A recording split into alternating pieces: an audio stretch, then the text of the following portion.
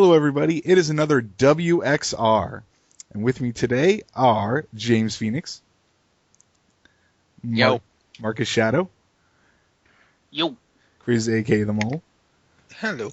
The Queen of Hearts. Hey there.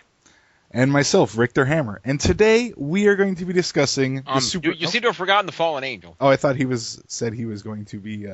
He said he's going to be tuning us out and not really Yeah. paying attention because he's doing other stuff because these topics didn't interest him. Okay, I'm sorry. I thought he was participating. But he thanks you for drawing attention to that.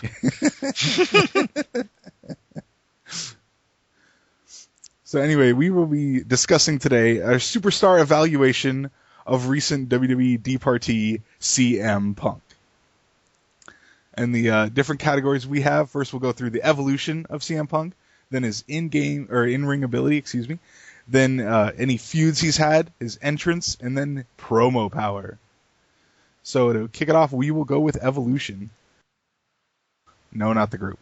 Anyone have any thoughts on that, or should we just run through it? I thought he's had a pretty interesting evolution because, let's face it, when he was in ECW and he was starting off, ECW at this point, because we're only discussing WWE, we know his Ring of Honor stuff, we did the straight edge stuff beforehand, we're just going WWE. But in terms of ECW, when he first started off, he was this kid with long hair and stuff, and the ECW pretty much existed just to get him over, let's face it. They've pretty much admitted that. Yeah. He went from that, and then he went to straight edge, which was fucking awesome. That's my favourite gimmick of his, was the straight edge one. Then he's moved on that to where he was right before he left, where he was more like a babyface John Cena-ish mixed with a little bit more of a rebel behind it, which it's been a pretty interesting evolution. It's the same guy, but he's evolved enough that he's had some pretty interesting steps to him. I'd give him that.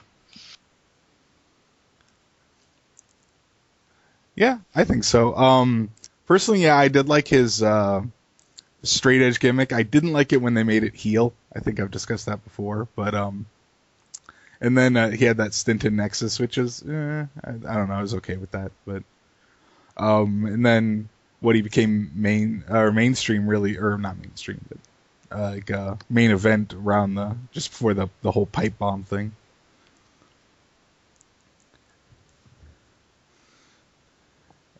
Anyone else's thoughts on the evolution of CM Punk? I do kind of wish they had, they had stuck with the straight edge thing. I didn't like it when they baby-faced him. I mean, I like him as a face, but I didn't like what they did with him when they baby-faced him. I thought it was kind of stupid. Yep. Well, I will say the Nexus thing, yeah, and I kind of glossed over that as well. I didn't like that because if I was sort of and I hate to say this, but as Bobblehead would put it, he existed. Let's face it, the Nexus was cool. Then the second they put CM Punk in charge of it, it became like DX with Triple H in charge during the McMahon-Helmsley era of CM Punk and a group of jobbers instead of being a threat. Yeah. If that makes sense. Well, I didn't like that. To me, when they put him in charge of it, I always kind of got the sense of like, we don't know what to do with CM Punk. Oh, I know, just put him in Nexus, because at that point he didn't really fit with the Nexus idea. Like maybe way back in ECW days, like when they had the new breed versus the originals and stuff, like it kind of worked there, but he was already established, and then it's like, here, new guys. Like what? Yep. In all fairness, it could have been worse. It could have been the core, which was just jobbers. Yep. Which, to be fair, the logo of New Nexus with CM Punk's fist with the lightning bolt was kind of badass, I will admit. That was badass. That was cool. CM Punk's evolution was always interesting to me because I always saw him as kind of this outsider guy, this guy that kind of came from I feel like I almost thought of him sort of as a non-drugged out Jeff Hardy. I was going to say Neil Raven, but Neil Raven too, yeah. And he was always that outsider kind of guy that just, he was always there and you always cheered for him, but he was never seen to be center stage main event. And eventually, when he finally achieved that, I think a lot of people were really happy to see that he made it that far. I mean, he certainly made ECW, the WWE ECW, what it was. And I think that the straight edge was very, very good. That was a great gimmick. It was unfortunate it fell apart as quickly as it did. Excuse me. But I feel like, as much as I do like CM Punk as a superstar, I do feel like that when he started becoming center stage, he kind of lost some of what made him special. I could agree with that. I feel. So you go. I was just saying, I feel like he was, some of that uniqueness was gone because now he was just the mainstream guy, and that was kind of. I mean, he was still an outsider because he just pipe bombs and this and that, so he still had some of that outsider feel, but he lost a lot of it, and that I think really, when it's only evolved from. And I also think Punk is better as a heel, to be honest with you. I think face Punk, it has a limited shelf life at a time, and I think heel Punk is really basically. I feel like he was better as a heel when they face turned him and brought him center stage. It wasn't the real CM Punk anymore, and he kind of changed. But let's go ahead. Yeah, I think the problem with the two things you mentioned with the straight edge was it worked against Jeff for obvious reasons. It didn't work when they put him against people like Undertaker. He's like, oh, you're supernatural. Yeah, you're clearly a hallucinogenic.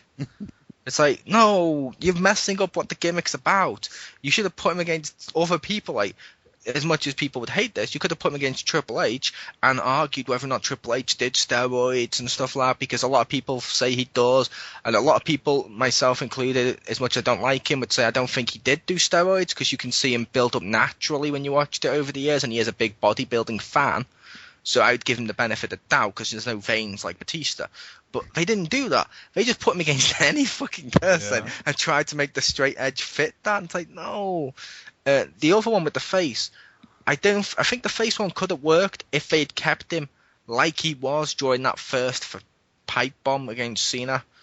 After that, it was just constantly asking for ice cream bars, and every pipe bomb after that, just after the first one, just were not as good.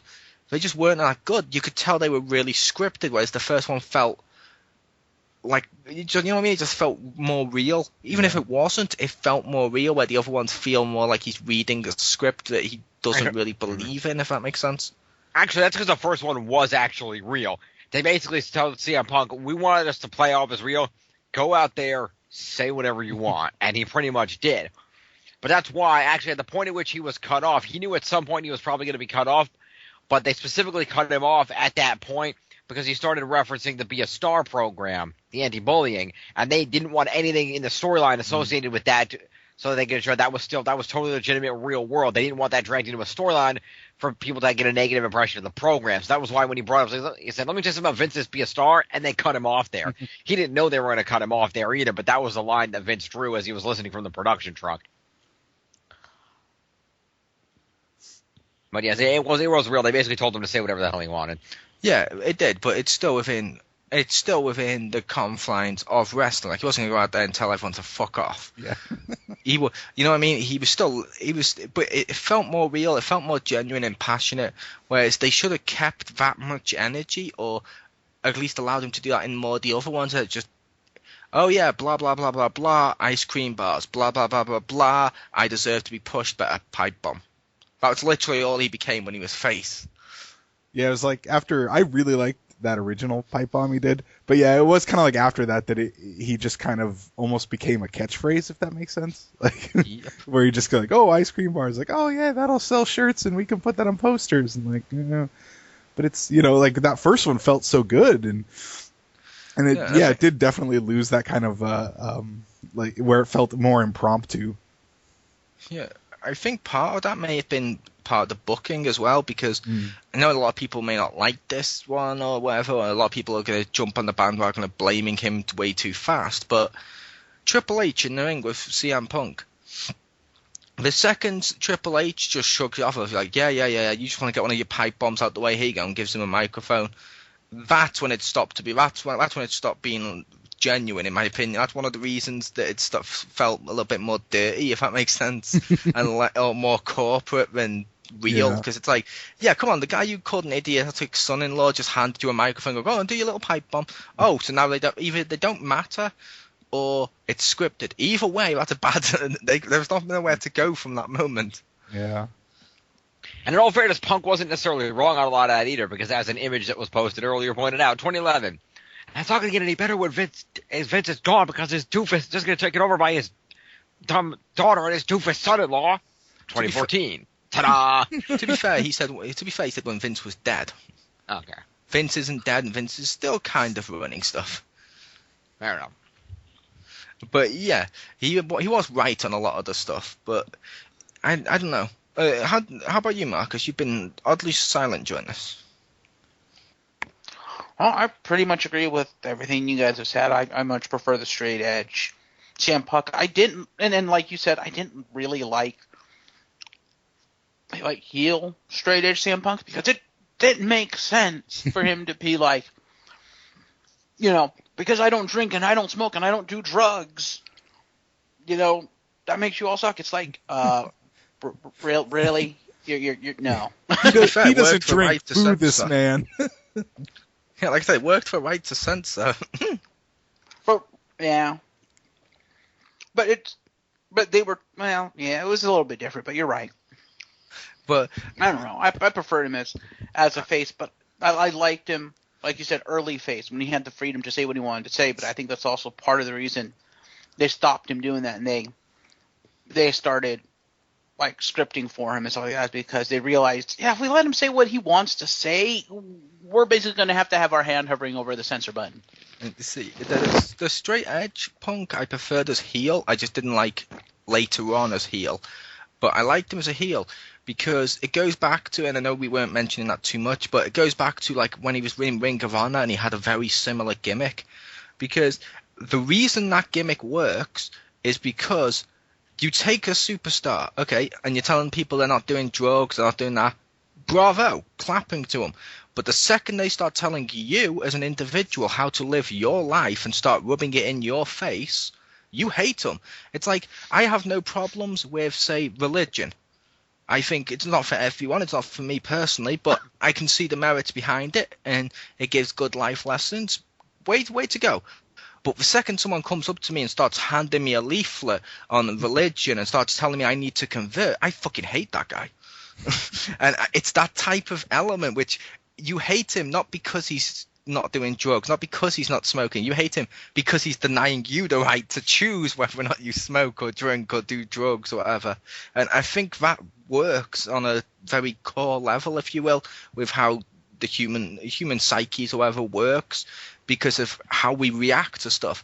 It's like, for example, if I came up to, like, say, you, Marcus, and I'm from England, you're from America and stuff, and I'm, like, at your house and stuff, and I'm minding my own business, doing UK-ish things or whatever, no problem.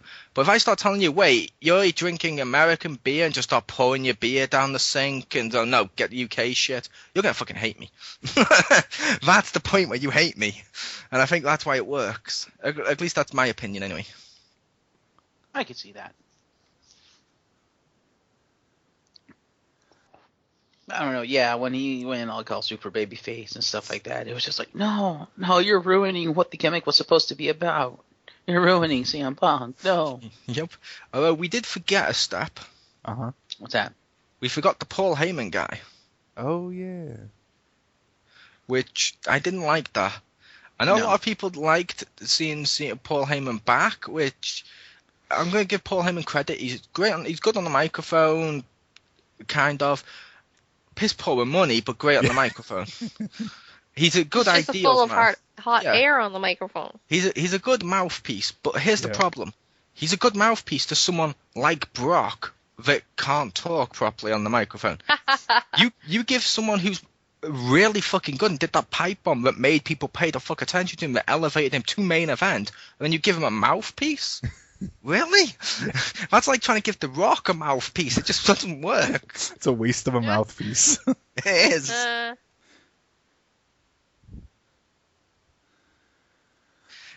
It's like Undertaker. Undertaker had Paul Bearer at one point as a mouthpiece. Worked. Biker Taker didn't. Why? Because Undertaker could speak. Yeah. Why? Like you said, why waste a perfectly good mouthpiece? Yeah, there's so many people that could use one. Yeah, I'll agree. Cough, collie, cough. Oh, why is he? He has Natalia. No, not anymore. He has Hornswoggle. They haven't let Hornswoggle talk since they revealed he could talk. No. Cully has Santino. This is true. I Foley miss has had Kelly's- to gone I miss through Kelly's 3 people. Yeah, I miss his translator. How about you guys? And Ranjit Ranjit Singh Singh? showed up on Old School Raw. Yeah. Yeah, they should have kept him. They should have kept him out there. Just bring him back. Well, unfortunately, he's got shit to do because for those that are not aware, he's the head writer of Raw. Oh, is he? Oh, okay. Well, obviously Yes, he he doesn't is. have shit to do because Raw sucks. But I will say, evolution-wise, since we normally go through these and do each category, then at the end, final rating, whatever, I'd say evolution-wise, from plucky kid that you think is not going to go anywhere and is fighting to to deserve a spot in ECW, to guy that's almost the face of the company. I'm going to give him probably going to give that journey, because minus a few hiccups like Nexus, I'm going to give it about an 8 out of 10 personally, because that was a damn good evolution. It was fun to be a part of, and it's the first time I think that we've actually experienced being able to watch someone go from rookie to main event from that big a stretch. I mean, even like John Cena, it was like, oh, he's the prototype, as some people said, or he's the all-American guy. Then straight away US champion, straight away fucking champion within a couple of years. CM Punk was such a bigger journey that I liked it. Yeah, I could see that. I can certainly agree with that. I hadn't even thought of that, but yeah, we totally did watch his, like, the whole arc from rookie to main eventer. I didn't even think about that.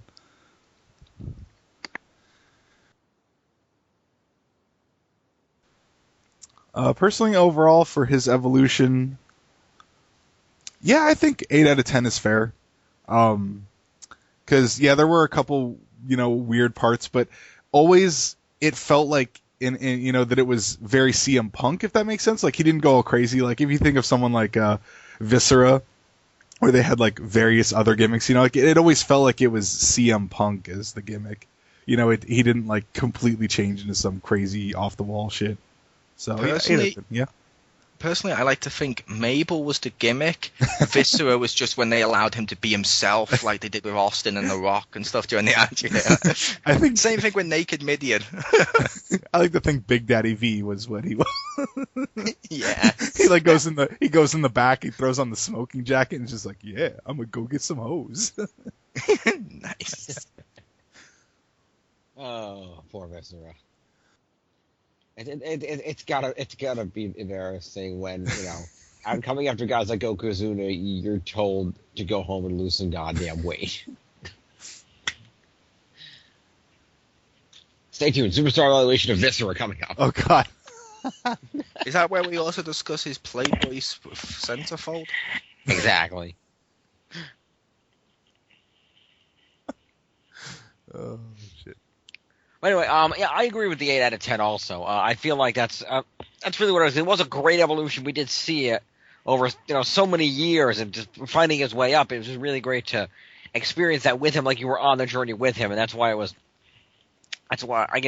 one of the reasons why he's so popular, I think. So I really like that. So yeah, I agree with the 8 out of 10. Yeah, I also agree with the 8 out of 10, and like Richter said, I think the reason that CM Punk did get so over with the fans and so popular is because fans, to a degree, aren't as stupid as they were before, or as believing. They can tell when something is genuine and when something's not, and because CM Punk, for the most part, aside from the more recent stuff where they started scripting shit for him, but for the most part, CM Punk is Phil Brooks. For all intents and purposes, he was pretty much himself. What you see is what you got with him, and people knew that because they could feel it, they could sense that. And I think when they went babyface with him, he started losing that, which kind of was the downfall of CM Punk, and people started not being as over with him when they started to do stupid shit like put him with Paul Heyman. When they ceased allowing him to be himself, people could tell the disingenuity, I guess, or you know what I mean? Yeah. He wasn't genuine. Yeah, he was disingenuous, and and people knew, and they didn't necessarily turn against him, and as much as they kind of turned against WWE and said, "Hey, what are you doing to CM Punk? Fuck you." See, I will say, I think there may have been a reason they put Paul Heyman with him besides just not knowing what to do with him. And that reason was, if you notice, they put Paul Heyman with him to turn him heel to get the crowd to hate him, so they could put the belt on The Rock. Because if it was The Rock face CM Punk at the time when Punk was really popular, it wouldn't have been I don't think it would have been as split as it was with Cena, if that makes sense. Which I think they felt like with Jericho, when Jericho turned heel, they felt they had to strip everything about him that was good away to make the crowd not like him. That makes sense. Yeah, I think that's a fault of WWE, though, a fault of, I guess, Vince and or Triple H and how they run it. In that, if they feel they have to do all of that, they have to go that far. To me, that tells me that they don't trust their talent and they don't believe in the skill of their talent. Because if you believe in your talent, if your talent is good enough, you don't have to do any of that shit. You just say, hey, get the people to hate you. We want to do this and that with your character. Get the people to hate you, and just let them do it. Oh, I agree, but there's certain parts where, like Punk, when he's over as like a rebel and stuff like that, if he came out and he hit someone with a chair, like let's say he took out Cena, who was the other face, with a chair, people would have cheered. If he did that with another face, they would have cheered because they'd think it was him being a rebel and stuff like that.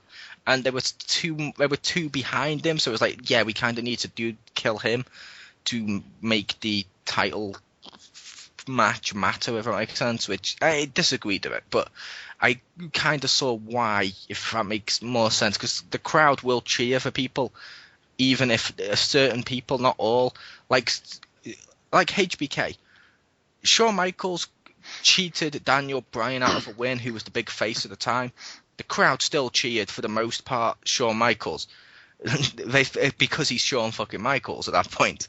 I think if CM Punk was reaching that level where he was CM fucking Punk, people would have cheered him. At least that was me, anyway. No, I can totally see that. Though I think if you have a superstar that's reached that level where no matter what he does, he's going to get cheered unless you basically kill his career, then maybe turning him heel is the wrong thing to do. I agree. Seriously. I agree. What they should have done, based on who he was feuding with, he was going to feud with Cena and stuff like that. They should have had someone like The Miz take the title off him instead of giving him the long ass title reign. They should have just had someone like The Miz take the title off him and make The Miz heel, and then Miz could have feuded with The Rock at Royal Rumble and built upon the feud he'd already established with The Rock going into WrestleMania the first time. Mm-hmm. Yeah, I think that would have been definitely a better idea, rather than try to take a massive face and try to turn him heel like that. Just give it to a heel, like transition it. Yeah. Like you said. That's probably the moment his career pretty much died, because they effectively killed it at that point. Because I don't think CM Punk ever actually recovered from that. Pretty much. Okay, so I guess is that it then for Evolution? I wasn't sure. Did Marcus give a rating? I thought he did. I thought he agreed with that. Yeah, I said I agreed with you guys. Yeah. I thought I may have accidentally interrupted your rating or something like that when I was just giving a rebuttal or whatever you want to call it. It's all cool. I was just making sure you got props where props were due. Thank you. Okay, so next up we have in-ring ability for CM Punk, and honestly, I actually think he's pretty good. Seems like more of a striker, technical kind of guy. Although I'm a little sad that, as far as I remember in WWE, he never did Pepsi Plunge, which I always enjoyed seeing. It's because Triple H wouldn't let him. Yeah, because it's basically top rope pedigree. Don't you mean the soda plunge? Yes, the soda plunge. Well, after some soda point, it probably plunge. fucks his knees up too. I do have to You say have to- to this. Didn't he ever do it off the top rope though? I thought he did. I thought that was. I thought he did it off the top rope, but the soda plunge is off the second rope, which I'm like, fuck that. I'm going to make my own. You guys still screwed it up, even though you put it in the game. There's no impact. It looks so weak. I'm like, oh my god, you have to have an impact if you're doing something like that. What they need to do, I think what they need to do with that is they need to do what they did with Superstar Heads and do it like a parallel equivalent for Superstar Moves, where you can take an existing move and then edit it to be what you want. Ooh. That'd be cool. Put that in next year. But anyway, back to CM Punk. Yeah. Indeed. What's the next category? The in-ring ability. Yeah. Alrighty. What we were talking about. Fair enough. And I agree with Richter. CM Punk is quite gifted in the ring when he's allowed to actually perform. They've kind of made him more of a striker, which I can kind of agree with. That kick does look devastating, albeit a little bit goofy. Yeah. But yeah, to me, he's always been more of a grappler. He's been more of a technical, submission, like Daniel Bryan, but more of a grappler, if that makes sense. Yeah. I mean, not grappler, but more of a striker. Yeah, that makes sense. Personally, his in-ring ability, I'd say, over the years, he's been fucking great. CM Punk was awesome. However, when they started to make him more of a striker, as Marcus put it, I think it was because, wasn't that right after one of his injuries or something? And he had like a couple of injuries, so it's possible, like right at the end when you watched him, he wasn't able to perform to the high caliber he once was, which is understandable. He was still great in the ring, but I think they did that so they could limit what he was doing so he didn't risk further injuries or whatever. Yeah, I think also part of it too, now that I think about it, is they might have done that to differentiate him between Daniel Bryan and himself, because I think right around the time Daniel Bryan started getting really over with the fans, I think is when they started shifting how CM Punk wrestled, because they wanted to push Bryan as the grappler/submission specialist. Because, like, if you notice, right around that time when Daniel Bryan started to become at the forefront, CM Punk stopped using the Anaconda Vice. He used strictly the go to sleep. I could kind of see that, because they even gave Daniel Bryan the whole I'm a wrestler thing that CM Punk did a couple of months before him. I could totally see him basically burying Punk to make way for Bryan. Yeah. Well, I disagree with that. I do have to agree with the move to shift that gimmick, because I think the gimmick works far better with Daniel Bryan than it ever did for CM Punk. I'll disagree with that. I think that gimmick worked way better for CM Punk.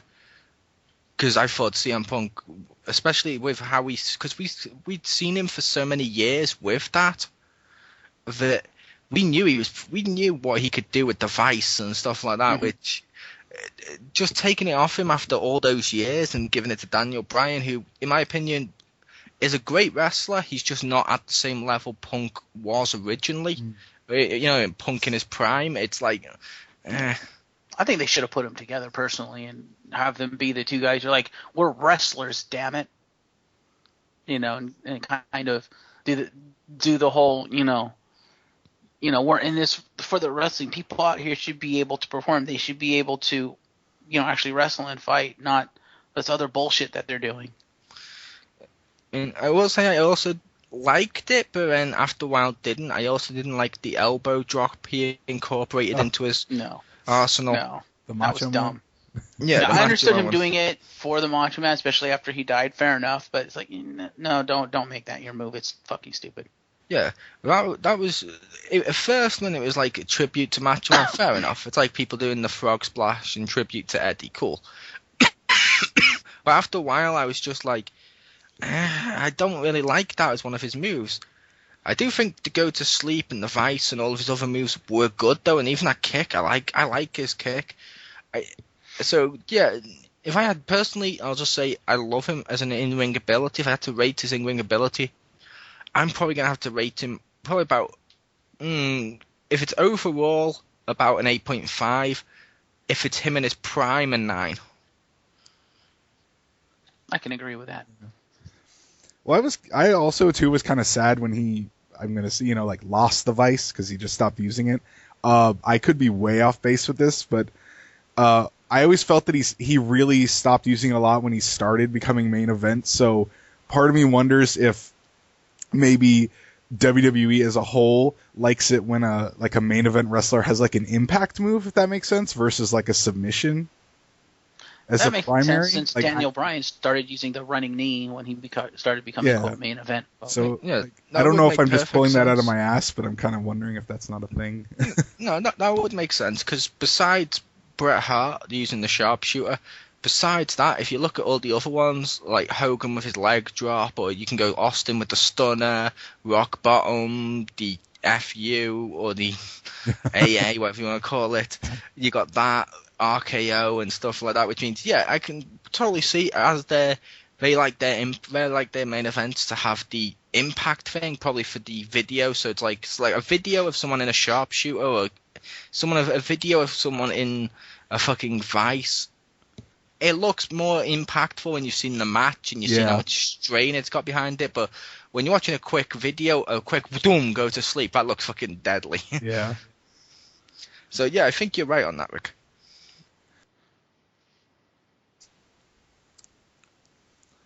Anyone else for any in-ring stuff, or because we know Mole's rating? Yeah, surprisingly, Jim's been silent. I agree with the rating. I think about a 9 is about right for us because the guy can do a lot in the ring. He can do submission. He can do mat grappling. He can do the high flying stuff to an extent with that elbow and the flying kicks. He's got a very wide range of ability in the ring, and I think that really shows in his matches where he can highlight in a variety of different ways. So yeah, I would agree at 9.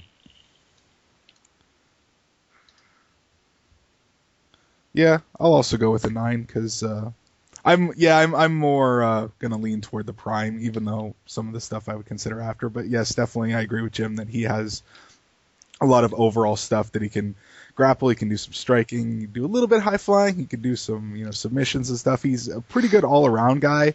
He still has several moves that like GTS, and whether or not you like the elbow drop, usually that's a decent highlight reel kind of thing. So he does have good technical stuff, but he also has some of those highlight spots that you can put in a little video.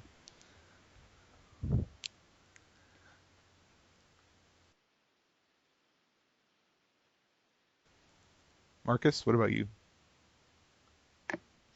Like I said, I agree with like Mole and you guys. The 8.5 for about now, 9 in his prime. Okay. So next up, we will go through feuds. Good ones, bad ones. I actually thought one of his more decent ones, at least match-wise, was the one with Rey Mysterio, way back when. Like with Luchador Punk, when he wore the mask and stuff. Or wasn't he didn't go by Punk, didn't he? He pretended he was someone else, or am I crazy? I can't remember. That was when he was CM Punk, because that's when he had the black mask after he had some damage or something to it. The straight edge, the black mask. I loved that mask. He wore the black mask because he lost a hair versus hair match. Okay. Yeah, but it was in the Rey Mysterio feud. Yeah, he lost a hair versus hair match. I think it was a hair versus mask match or something. He got his head. It's either his head got shaved or his beard got shaved or something got shaved off. So he wore the mask to hide that back for a while. Yeah. And that was I believe that was also the feud with the creepy ass Happy Birthday, was it not? It probably was, to be fair. Yeah. Wasn't it Rey Mysterio's kid that he signed a creepy ass Happy Birthday to? He did. Had to be when he lost his beard because I saw it 1 minute and the next minute he didn't have it. He had his mutton chops. Yeah, when he turned into Wolverine overnight. Yeah. But since we're discussing feuds, I will say, as we know, my favourite feud with him v Jeff Hardy. The matchups may not have been the best matches of Punk's career. I don't think they were, but in terms of his WWE career, his feud with Jeff Hardy was probably the best one. It ended a little too short, but it was a fucking damn good matchup because it gave us all the proper promos. I mean, a lot of people wanted to, not me, but a lot of people wanted to rally behind Jeff because they wanted to believe he could actually be deserving, if you will, of a second chance. Whereas a lot of people hated Punk for, damn you, Punk, just let it go, let him have a second chance. Where Punk's like, come on, you did the drugs and you get the title shots and blah, blah, blah, blah, blah. It's like, I loved that feud. It felt real. And at the same, which it probably was, to be fair, but at the same time, it just felt so gritty and almost realistic compared to most of the other feuds. That's definitely my favorite CM Punk feud.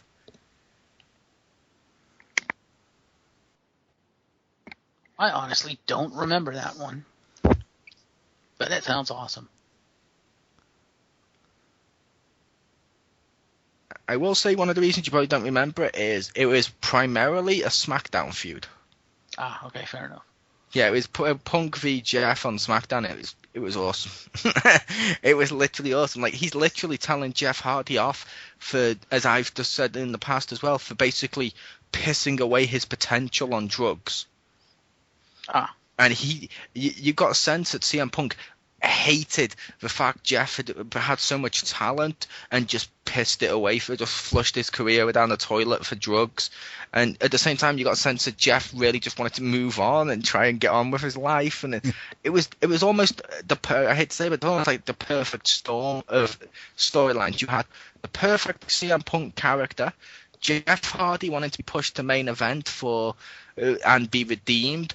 You had the title on stakes as well. You had the fans being part of it and reacting to it. Real life circumstances, everything just matched so beautifully in that feud. It was just perfect. And then Jeff Hardy went and got himself fired. Didn't Jeff quit? Or did he quit? I thought.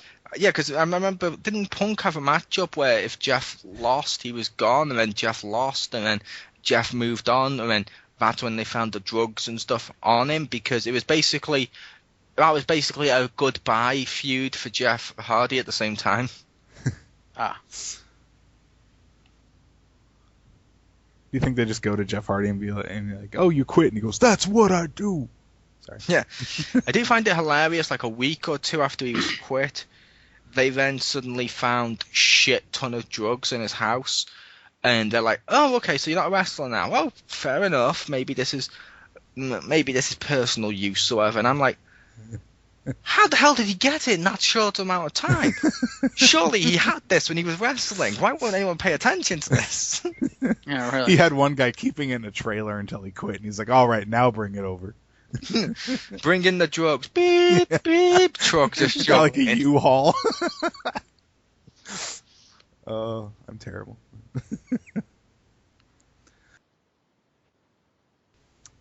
Let's see. Any other good feuds anyone can think of, or terrible feuds? Terrible feuds would be Nexus. Yeah. I didn't like his feud with Brock Lesnar recently. Mm. Or his feud with Ryback, which was a rehash of his feud with Brock. Yeah. I just didn't like any of the Heyman stuff, period. I thought it was all shit.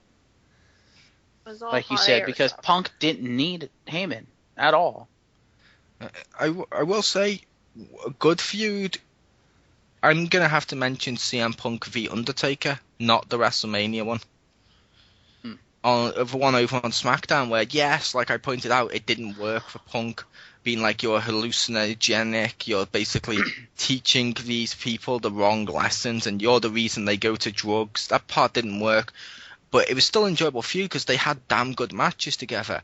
And I loved the part where, like, it's like, what do you call it? It's a submission match or an I Quit match. I think it was a submission match. Or it might have just been a normal one. But basically, yeah, it was a submission match. And basically, Punk's against Undertaker, and he locks in the vice.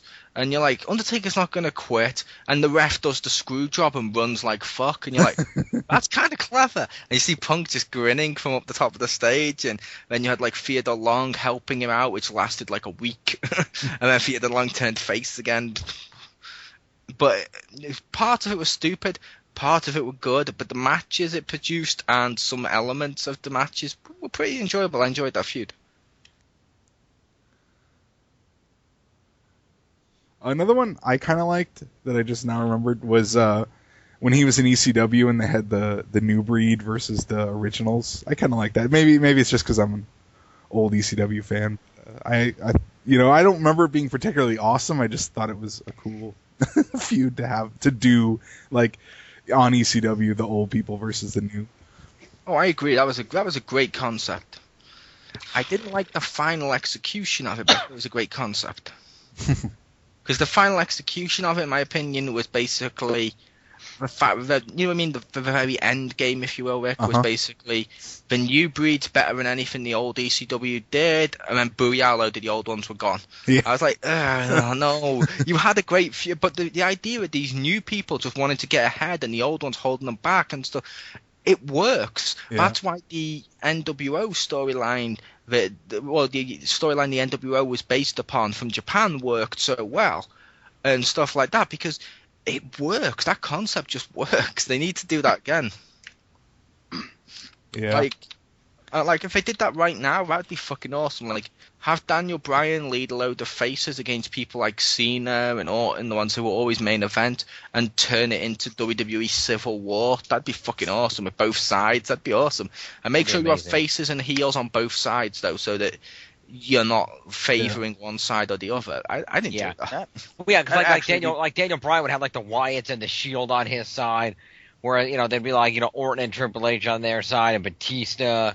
Yeah, and like an actual Civil War, I could actually see it dividing more so the brothers of the Rhodes dynasty, because Cody never gets that world opportunity. Goldust has had too many opportunities for different stuff, so I could see those two just splitting sides. And if they did it right, that could be fucking awesome. I'd love that feud. And then Vince McMahon could come out and demand that all the superstars have to be registered. Not that you, I didn't even mention it. That's probably where they should have gone, instead of doing what they did with Daniel Bryan, since they had started with the machine won't ever let me or us become WWE champion stuff. That's what they should have done. Yeah, Daniel Bryan and CM Punk as like the front runners for it. No. I mean, after CM Punk left, you have Daniel Bryan be the front runner for it, and all coalesces at WrestleMania. So yeah, he doesn't get the title, but he starts a revolution. What do you mean this is what they should have done? He only walked out last week. I know, but it seems like they took it and Marcus put Daniel Bryan like in his shoes a little bit and stuff, and it's like, what are you doing? Yeah, which, like I said, I would love that during this McMahon-Helmsley era thing, if that's when they'd started. Like, imagine Punk and Bryan when they started to team up together as the front runners for this. Get a load of new people behind them, or some old people that don't necessarily get the title shots they deserve. That could be an interesting storyline. Actually, you just gave me what I consider to be a pretty awesome idea. You have this build up with the old versus the new, and they seem almost evenly matched. But then the old people, Triple H, whatever, comes out and says, "Yeah, but you forgot one thing, Daniel. We have an ace in the hole." Oh yeah, what's that? Dong, dong. And Taker comes out, and it builds up to Bryan v. Taker at WrestleMania for the future of the business. And that's how the streak ends. And it's like a passing of the torch. I would say yes to everything but the streak ending. Especially to someone like Bryan who doesn't deserve it. Well, by that point, he may.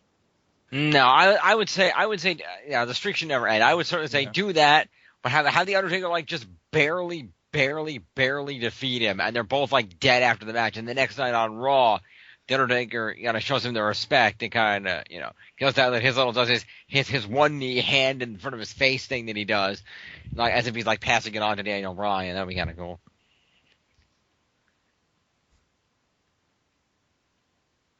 Yep, which like I said, what I meant by Daniel Bryan doesn't deserve to end the streak is, one, he hasn't been there long enough, and B, he doesn't need it at this point either. So all that's doing is pissing away Undertaker's legacy to again fuel Daniel Bryan. Yep, it's basically the whole stuff of how they built Cena.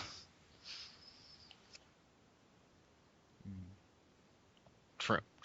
I don't know. I just saw it as that. If Undertaker's streak were to end and it were to be a younger superstar, maybe like a Daniel Bryan who's could be like the face of the new breed, if you will, to do it, then it'd be a monumental occasion. It'd be a passing of the torch from basically WWE recognizing that they can't rely on the old guard, that it's time for the new blood to take over, to take this company and run with it. No, it's like I said, I disagreed, but we won feuds of CM Punk's. Just to I gotta say, Jeremy, you're a little bit of a tangent there. Speaking of feuds of CM Punk, how about the time that CM Punk feuded with a guy that texted himself?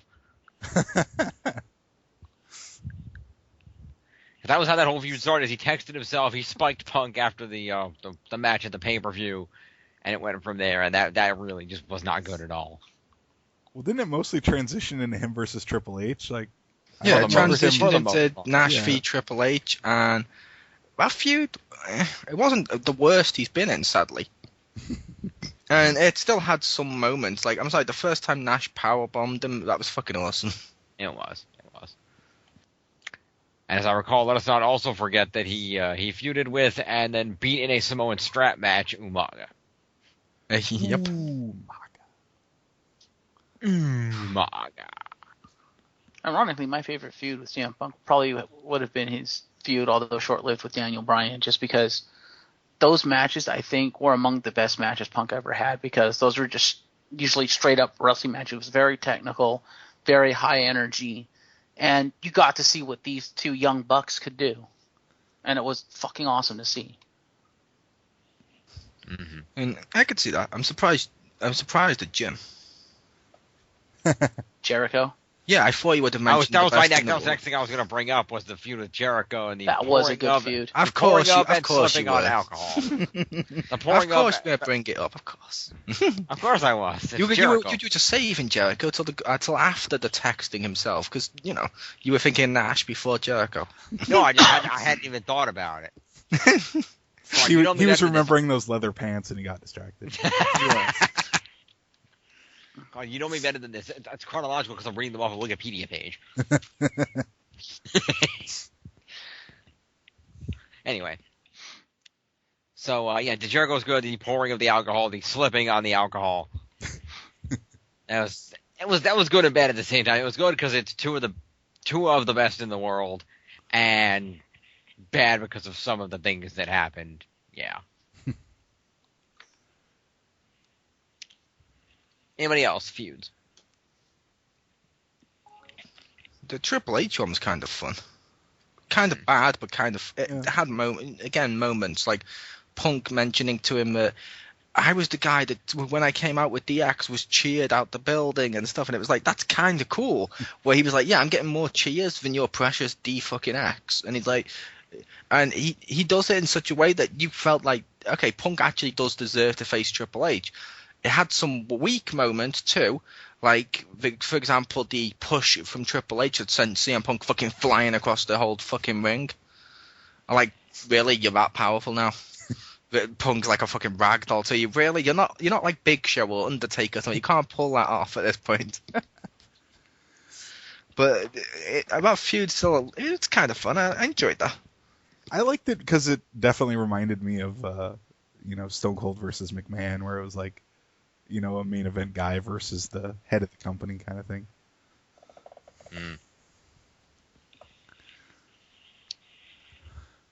Fair enough.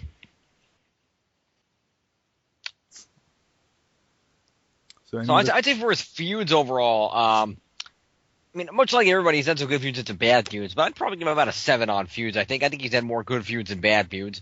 Some of them good only because he was in them. So I'd say I said some of his better feuds when he's on the top, and I think his better feuds have been the feuds where he's the heel. Yeah, I think in the feuds where he's the face, it hasn't gone quite as well. But I'd say a 7. I'd go probably 4 in terms of feuds, and that's not to insult him. Like I said, I think he's got great in-ring ability and stuff like that, but he's been in a lot of piss-poor feuds. They just mishandled him all across the whole fucking board at this point. Like the Ryback feuds, the Brock Lesnar feuds, the fucking straight edge feuds that went almost nowhere when he was with fucking Festus and shit. Or Luke Gallows is what you want to call him.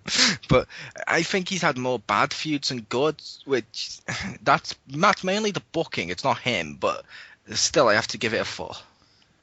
Yeah, I'll give it a 5. I agree with Mole.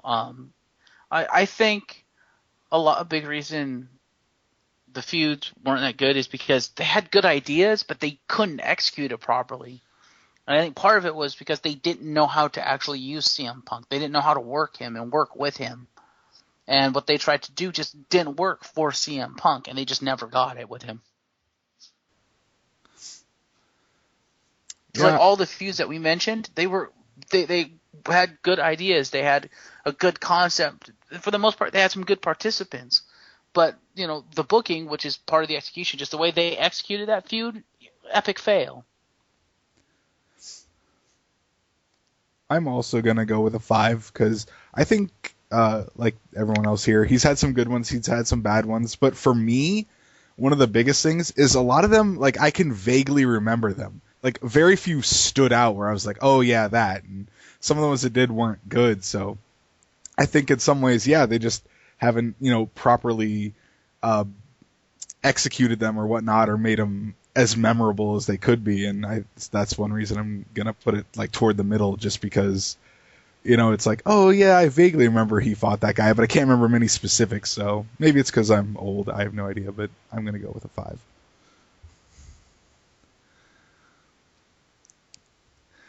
All right, so next up is the entrance to CM Punk. No singing, Jim. I'm good. His entrance has been pretty cool. Yeah, I like the music, especially. Both of them. I liked the first one, too, and Cult of Personality.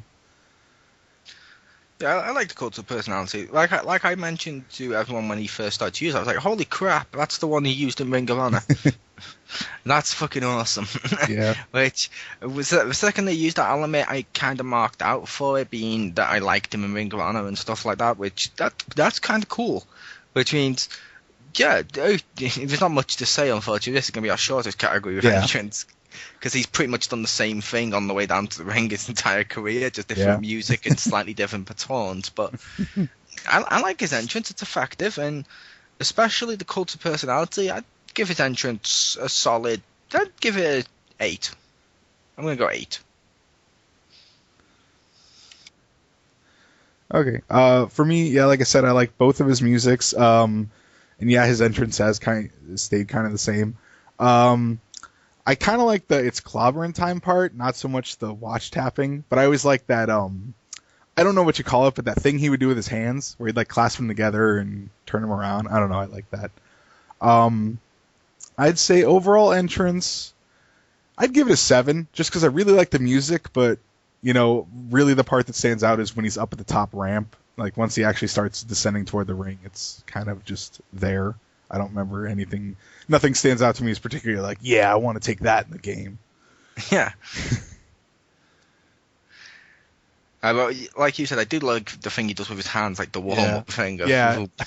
It's awesome. Like, yeah. I don't know if it has a name or anything, but so hopefully our listeners know what I'm referencing.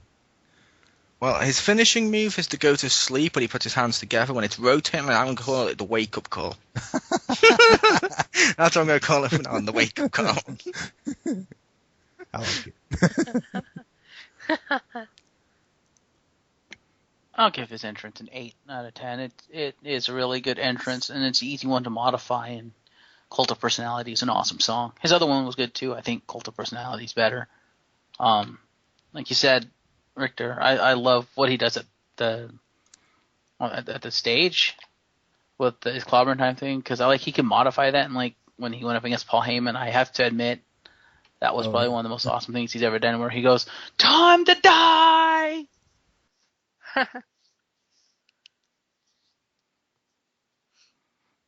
But yeah, he has a really cool entrance.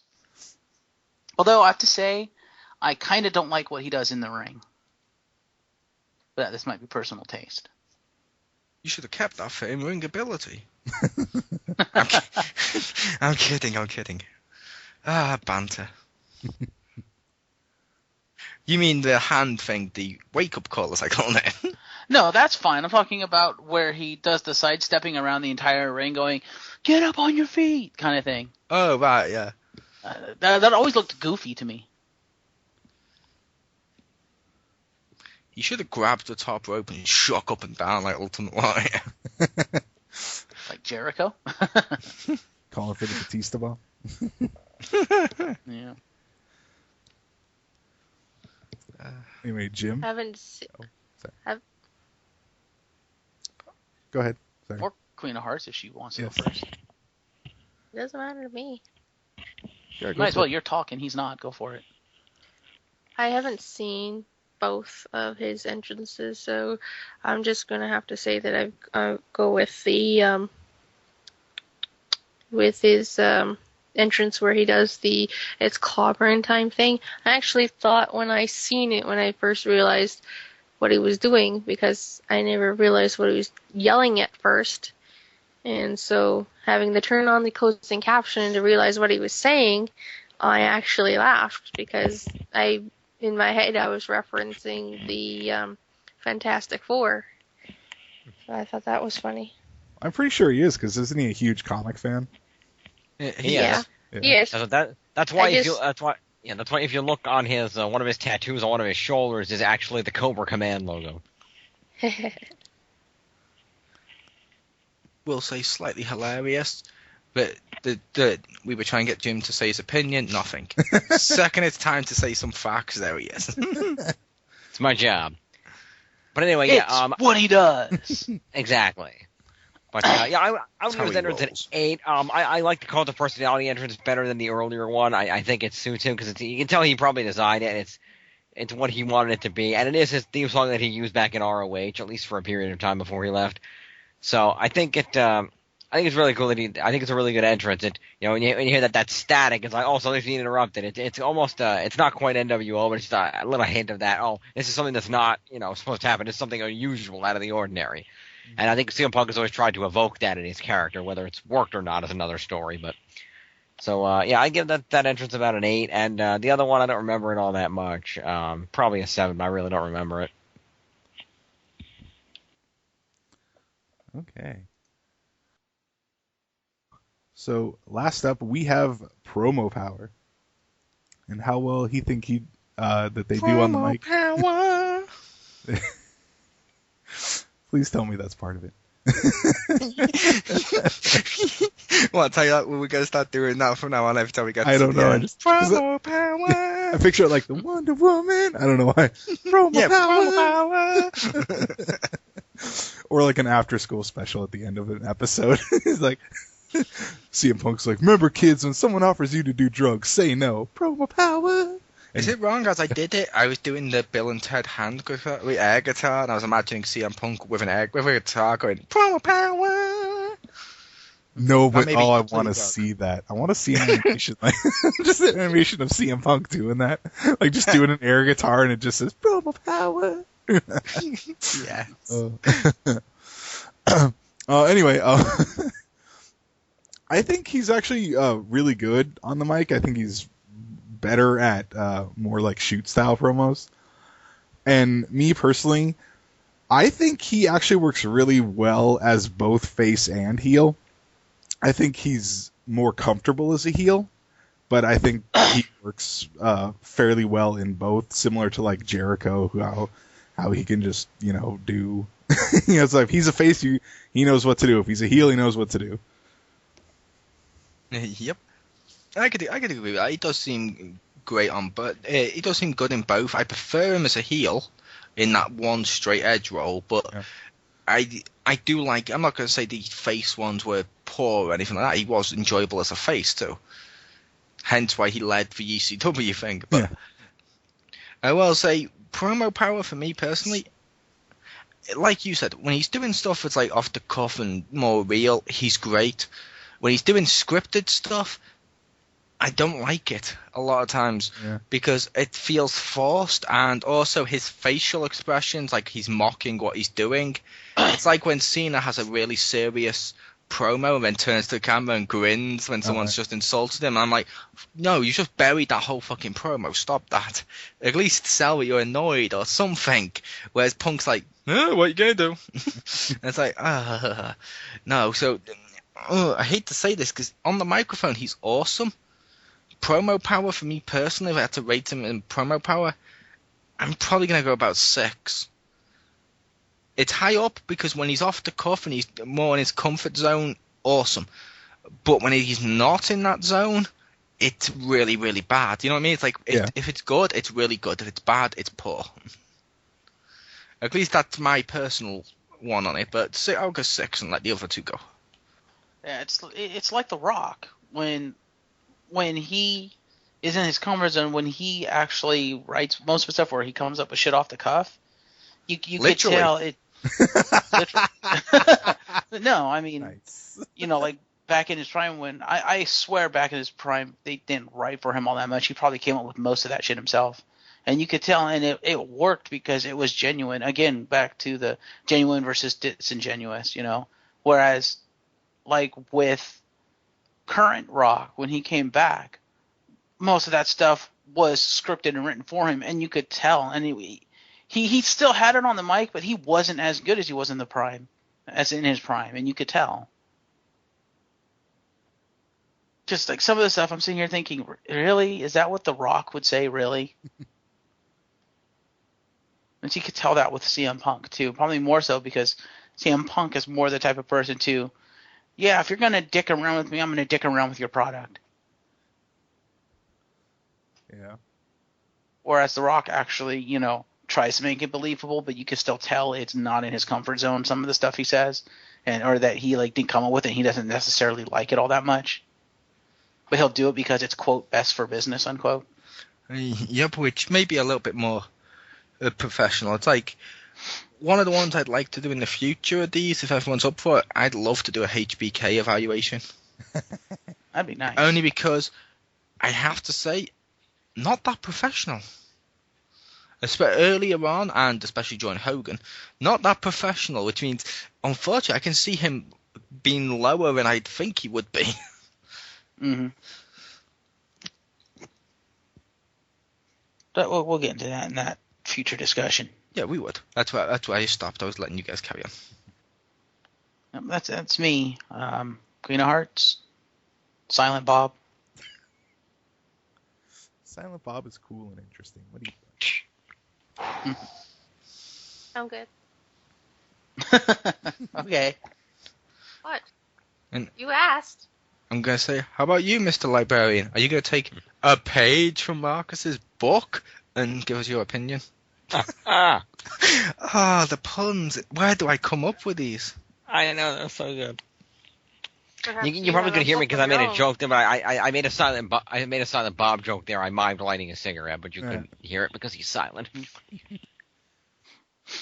Anyway, in terms of his promo ability, let's see.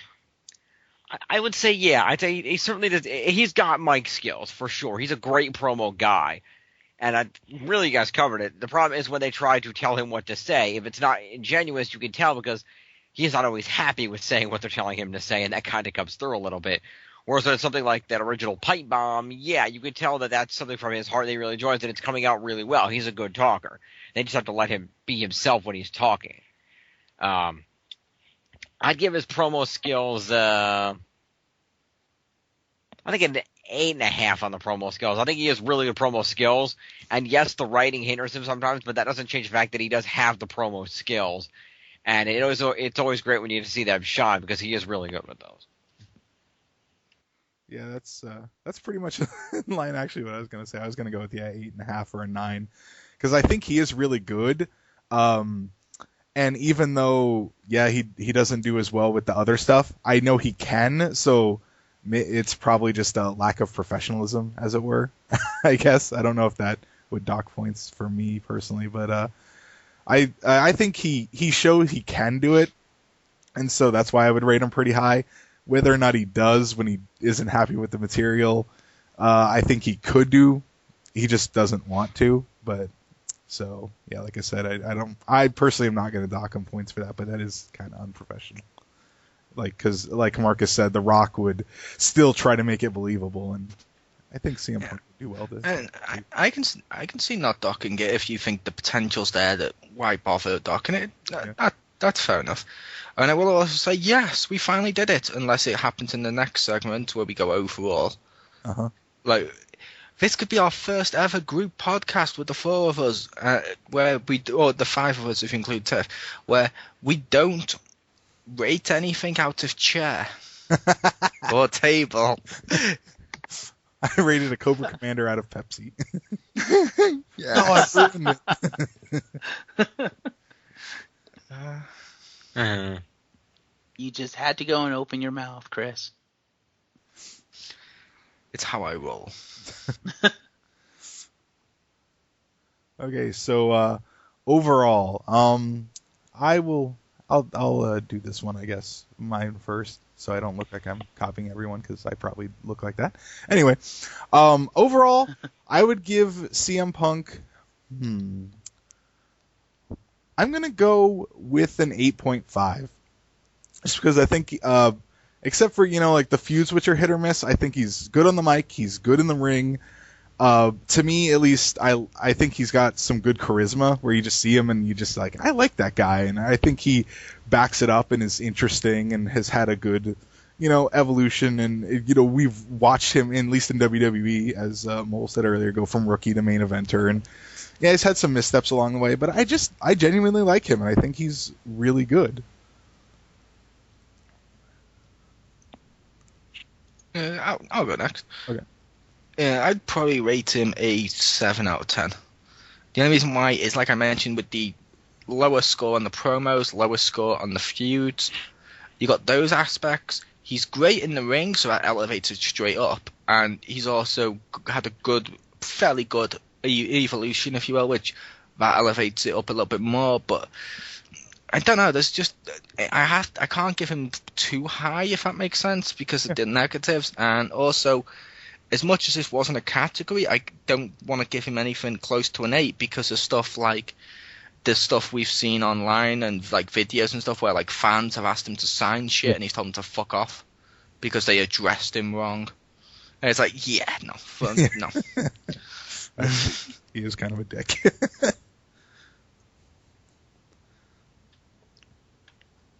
Marcus, do you want to go, or Jim, or Queen of Hearts? Yeah, I can kind of agree with that. I'll give him an 8, despite the fact that he is kind of a dick. And, he could be better on the mic. I can understand why he does what he do, but at the same time, with the professionalism and unprofessionalism thing, it's like, I don't know where you would draw the line with that. And apparently he has drawn his line, which is fair enough. But yeah, he's great in the ring, great on the mic when he likes the material. Yeah.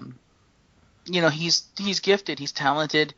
He is nowhere near over the hill. He still has many years left, but at this point, I don't know that his career would recover from this if it's legitimate. Next TNA World Champion. Yeah, maybe. But yeah, I'd like to see him. Fucking, I would have loved to have seen more. I would have loved to see him being used properly. Yep. I will also say that is something that is a slight concern of mine. What's that? His career, like you mentioned, with the stuff of, at least as a fan or whatever, I don't want to see him just go down the shitter. Yeah. I can see him going back to Ring of Honor, which would be cool. I can't see him going to TNA, only because I believe Jeff Hardy has really huge influence there, so does Matt. And both Matt and Jeff did that video camera thing of, oh, you slept with Lita years afterwards. Yeah, well, we're going to destroy your career if you ever came into TNA, when they were both wasted off their fucking ass in a restaurant. So I'm like, yeah, that's kind of like if Triple H said to someone, yeah, if you come to WWE, I'm going to fuck with you. You know for a fact when they showed up, his career would be nowhere there. Yeah. So I feel that's not an option for him because of the shitty Hardys. So, yeah, I feel sorry for him, if that makes sense. But at the same time, he's caused himself by walking out. Yeah.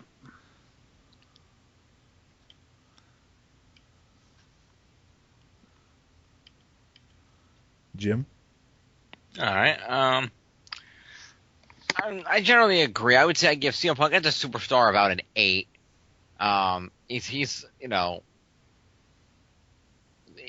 I think he's a great superstar. He's got mic skills, he's got ring skills, and he's done a lot in his career. I think he is overall a great superstar, but there are some issues, obviously, with both what they've done with his character in certain instances, and Punk does have very strong opinions about the business and about how certain things should or shouldn't be done, and sometimes that can get in the way of his professionalism and his ability to do the job. So I would say about an 8. All right. So I guess that wraps up another WXR, where we evaluated CM Punk as a superstar. I hope everyone enjoyed listening. Thank you, everyone, for joining me today, and we will see you all next week. Goodbye.